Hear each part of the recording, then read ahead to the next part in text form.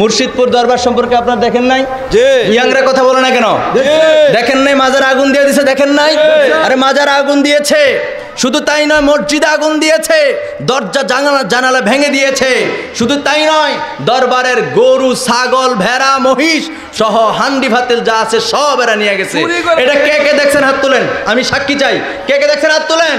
এই যে দেখ অসংখ্য সাক্ষী এই জায়গার মধ্যে হাত নামান। এই যে কথাগুলো বলছি আজকে দেখেন যারা এই কাজগুলো করতেছে, আমরা কিছুদিন পূর্বে দেখেছিলাম বাংলাদেশের একজন আলোচক বলেছিল ওহাবি মানে গরু চুর, কইছিল নাকি না? এই কথা বলেন, বলছিল কিনা? আমি আজকে বলতে চাই ওনার কথাই সঠিক, ওহাবি মানে গরু চোর, ঠিক কিনা বলেন?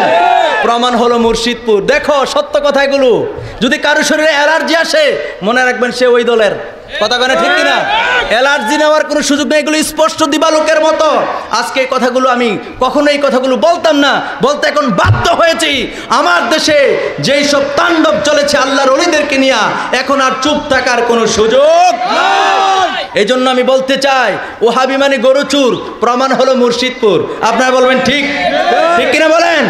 ওহাবি মানে ছাগল চুর, প্রমাণ হলো ওহাবি মানে ভেড়া চুর, প্রমাণ হলো ওহাবি মানে মহিষ চুর, প্রমাণ হলো ওহাবি মানে বলৎকারের গোষ্ঠী। কথা বলেন ঠিক কিনা? এই কথাগুলো আগে বলি না, এখন বলতে বাধ্য।